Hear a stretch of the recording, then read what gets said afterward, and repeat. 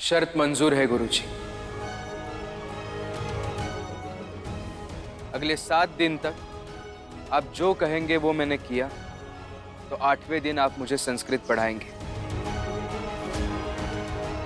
और भविष्य में मेरी जात के किसी भी छात्र से ये नहीं कहेंगे कि जात के कारण वो संस्कृत पढ़ने के योग्य नहीं है।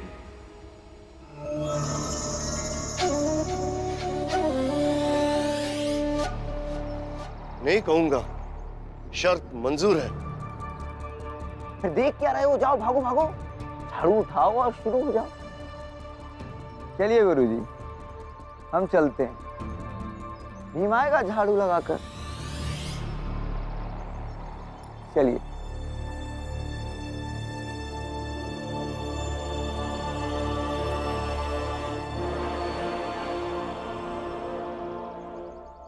शर्त मंजूर है। गुरुजी, आप जो जो कहेंगे मैं सब कर लूंगा, क्योंकि संस्कृत पढ़ने की लड़ाई सिर्फ मेरी नहीं है। ये लड़ाई उस परंपरा के खिलाफ है जिसमें विश्व की सबसे प्राचीनतम भाषा से हमें जात के कारण दूर रखा जाता है।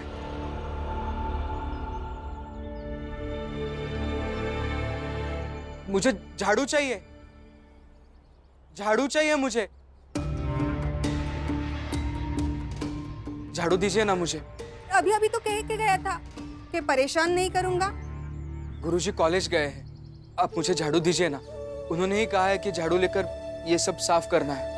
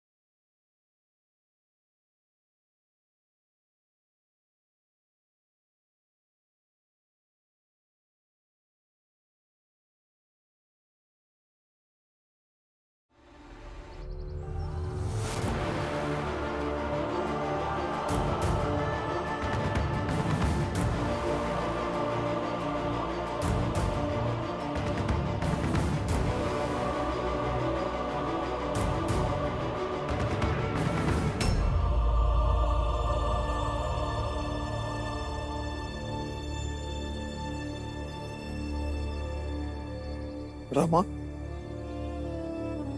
तुम यहाँ?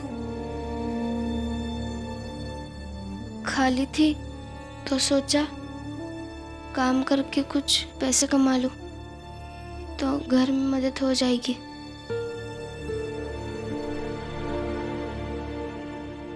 तुम यहाँ काम करने के लिए आई हो,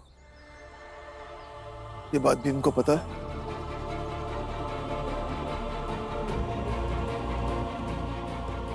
तुम यहाँ काम करने के लिए क्या जीजाबाई ने भेजा है? ये सारे सवाल जवाब छोड़िए ना बाबा। मैं यहाँ आई क्योंकि घर में पैसों की जरूरत है और वो पढ़ाई कर रहे हैं। कल रात आपने उन्हें समझाया था ना कि पढ़ाई पर ध्यान दो और वो पढ़ सके, इसलिए आप कितनी ज्यादा मेहनत करते हैं। आनंद भैया भी ज्यादा मेहनत करते हैं, तो मैं क्यों नहीं कर सकती बाबा? देखो बेटा, तुम बिल्कुल कर सकती हो, लेकिन तुम्हारी उम्र अभी छोटी है और इस छोटी सी उम्र में कोयला उठाने का काम बहुत ज्यादा बड़ा है। उम्र तो उनकी भी कम थी ना बाबा, जब उन्होंने सतारा में कई छोटी बड़ी लड़ाइयाँ लड़ी थी।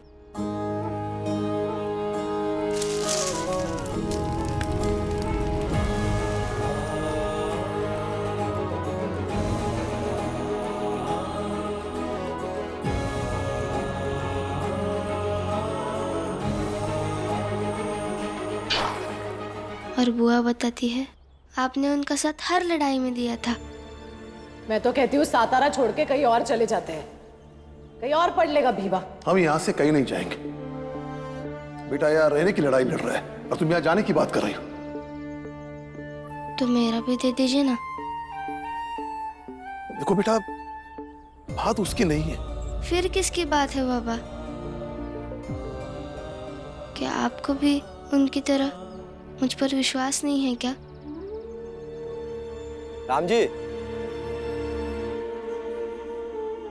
देख लो, सिर्फ तुम्हारे बेटे ही नहीं बल्कि तुम्हारी बहू ने भी अपने तर्क से तुम्हें निरुत्तर कर दिया। तो क्या हमारी बहू हमारे सामने माथे पे कोयला उठा के फेंकेगी? कोयला उठाने से दिक्कत है ना, तो नहीं उठाऊंगी, लेकिन काम करूंगी बाबा।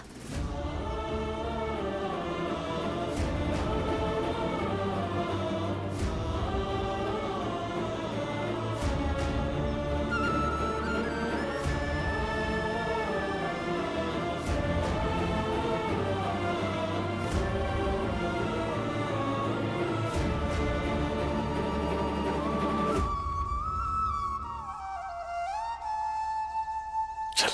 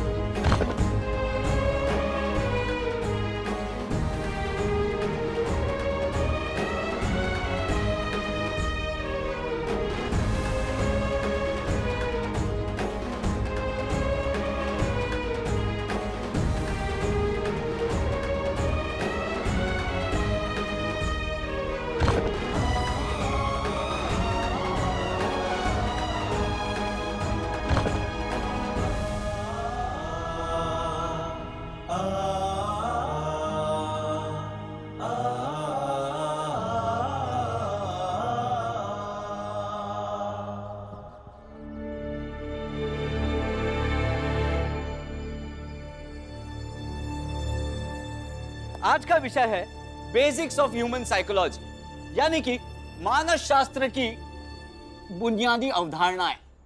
मैं आई कम इन सर?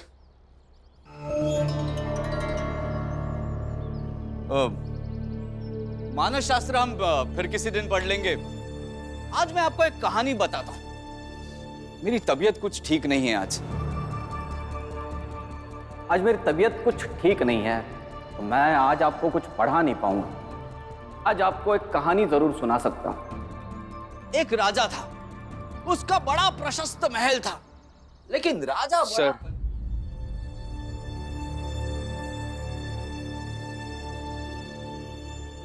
अब ये क्यों कर रहे हैं सर?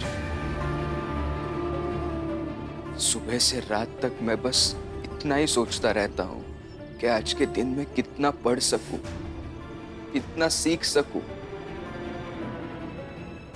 ये सब मत कीजिए। आपको मुझसे नफरत करनी है वो भी कीजिए, लेकिन ऐसा पढ़ाना मत छोड़िए सर। सर, मैं कुछ भी सह सकता हूं, लेकिन पढ़ नहीं पाया ना तो टूट जाऊंगा मैं। देखो, इस बच्चे की संवेदनाओं को देखो, कुछ सीखो इससे। भीमराव, तुम अपनी जगह पर जाकर बैठो, जाओ।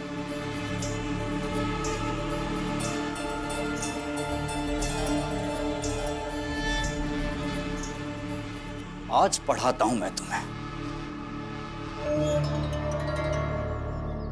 बच्चों, तुम लोग घर जाओ और घर जाकर सोचो और सीखना इस भीमराव से। आज की क्लास यहीं खत्म होती है।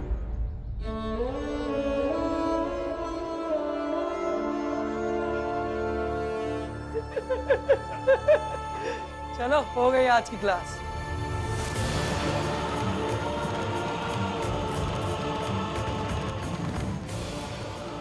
तुरंत इस कक्षा से बाहर निकल। हमने पहले ही कहा था इस भीम को दाखिला मत दो। अगर लेना भी है तो इसे साइंस मत पढ़ने दो, लेकिन मेरी बात सुनी नहीं किसी ने। हिम्मत कैसी हुई छोटी जात का होकर संस्कृत पढ़ने की?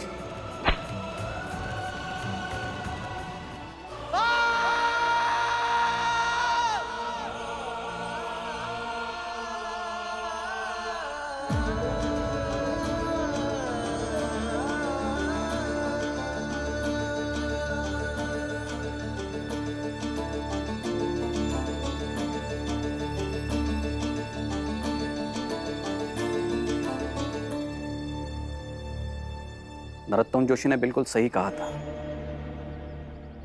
भीमराव को इस बात का सबक मिलना चाहिए कि ऊंची जाति के विद्यार्थी को निकाल के वो आराम से नहीं पढ़ सकता। सही कहा आपने। मिस्टर लेले, आपने उसे मनोविज्ञान पढ़ने से रोका था। वो तो किसी न किसी तरह पढ़ ही लेगा, लेकिन आपने एक बार भी सोचा कि भीमराव मनोविज्ञान तो याद कर ही लेगा, लेकिन आप दोनों जो उसके साथ कर रहा है वो उसे कभी नहीं भूल पाएगा। और वो जब बड़ा हो जाएगा तब आप दोनों को याद करके क्या सोचेगा, और गुरुजी की छवि उसके मन में कैसी बनेगी? आप बनाते रहिए गुरु की छवि। हमारे लिए तो एक छोटी जाति के विद्यार्थी भविष्य में याद ना करे वही बेहतर है। ऐसा नहीं, वो ये सब कुछ याद रखेगा। पद्माकर राव जी, वो आपकी तरह कथित श्रेष्ठ होकर आपकी तरह तुच्छ काम नहीं करेगा।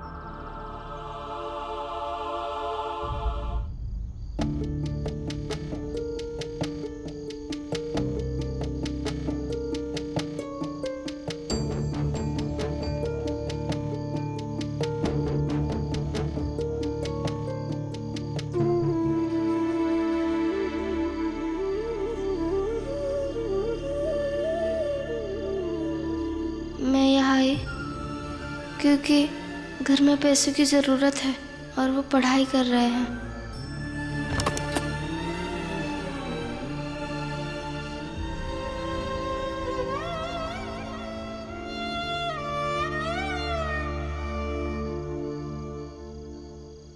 नहीं बेटा, कल को तुम बड़े आदमी बन जाओगे तो अपने जीवन में अपनी पत्नी की भागीदारी कभी मत भूलना। ये रमा तुम्हारे लिए बहुत सोचती है।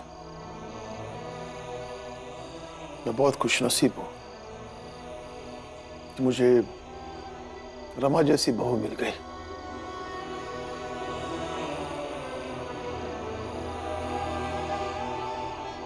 और लक्ष्मी, तुम भी। ऐसा क्या सोच लिया इसने?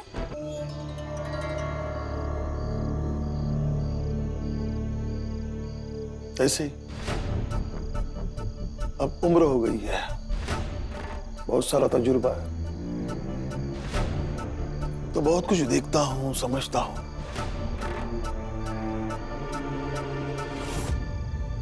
और हाँ, तुम ज्यादा सोचो मत।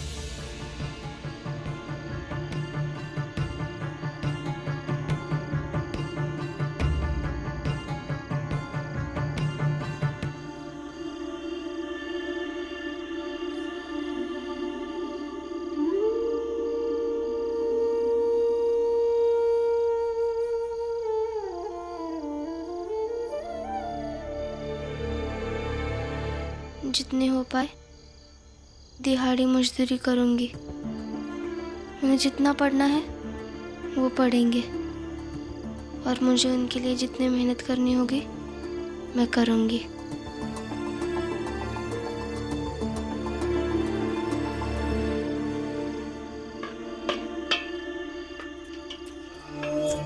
ये रखो, बाद में खा लेना। तुमने कुछ कहा क्या उनसे? खाते समय कुछ तो कह रहे थे। तुमने बताया नहीं ना उन्हें कि तुम काम पर गई थी?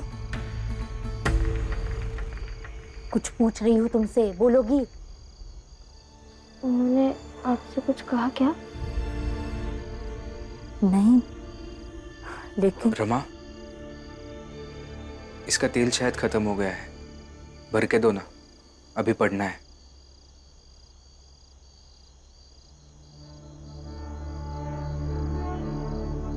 रखो वहां।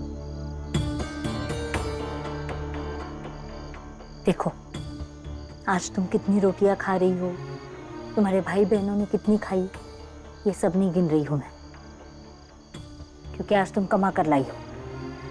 लेकिन इतना भी नहीं लाई हो कि भर भर के तेल दे दूं तुम्हें। जाके कहो उससे तेल खत्म हो गया है। लेकिन आई, तेल तो है ना एक डिब्बा। उसके पढ़ाई के लिए एक बूंद भी नहीं है। जितना कहा है उतना कहो, जाओ उठो।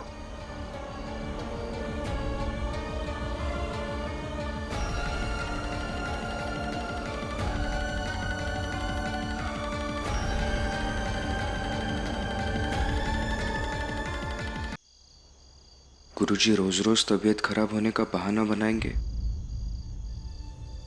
तो मेरी पढ़ाई कैसे होगी? मुझे ही कुछ करना पड़ेगा। कल जरूर कुछ करूंगा।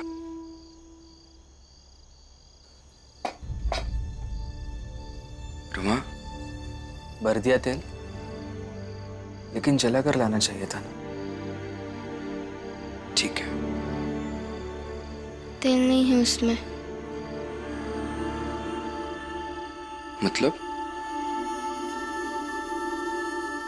आई ने कहा कि आपके पढ़ने के लिए उनके पास तेल नहीं है।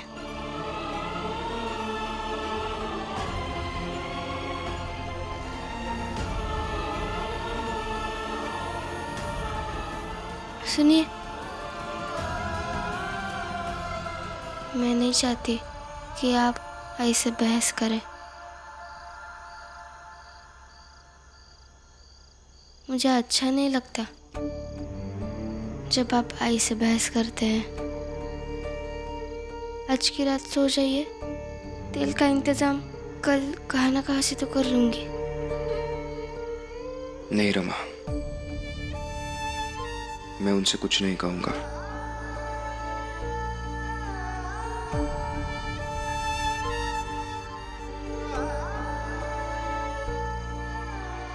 कहाँ जा रहे? पढ़ने। कहा? जहां रोशनी होगी